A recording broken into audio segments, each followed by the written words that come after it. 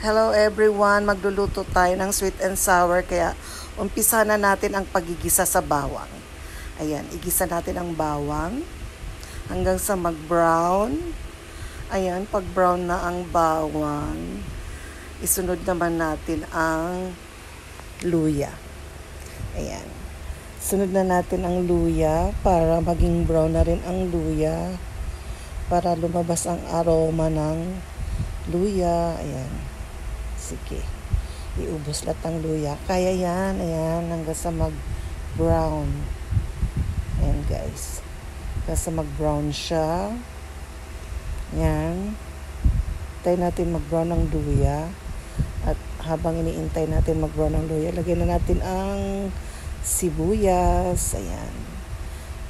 Ang sibuyas sa akin pang dulo kasi inuuna ko ang bawang para lumabas talagang aroma ng bawang. Ayan, at halo-haloin natin. Halo-halo para mag-brown din ang sibuyas. At isunod na rin natin ang siling green.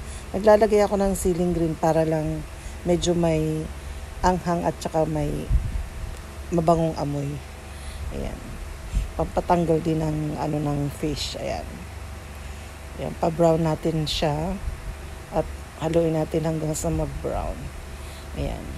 Habang hinahalo natin hanggang mag-brown, asikasuhin naman natin ang pagbabaliktad ng isda or tatanggalin na natin sa kawali para pag brown na yan, isusunod na natin dyan ang iba pang sangkap. Ayan. Check na muna natin ang isda at baka masunog. Ayan.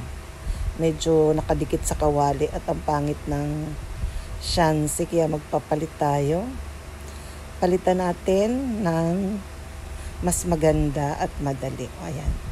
Diba? Ang arte ng pagtanggal, dala-dalawa pang shansi ang ginamit. Ayan. Ayan. Tanggalin na natin at medyo nakadikit pero okay lang naman. Medyo dumikit lang. Ayan, tatanggalin na natin at ilalagay natin sa plato para ready na siya mamaya. Ilagay sa sweet and sour sauce. Ayan.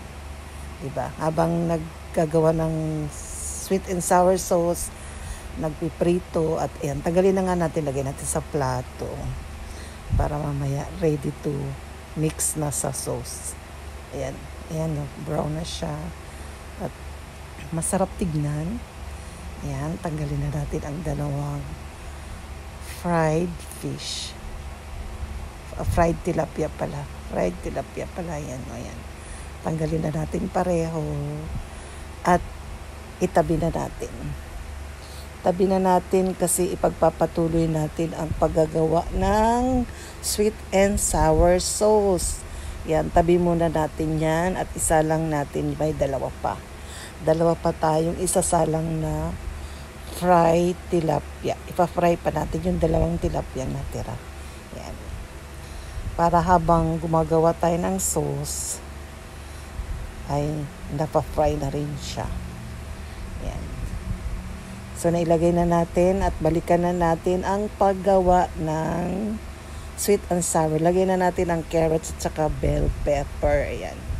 At halo-halo lang ulit. Halo-halo lang ulit. Ayan.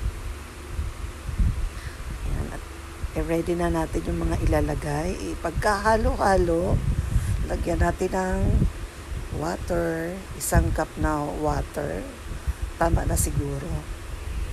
Tama na siguro 1 cup na water dito para lumabas yung lasa.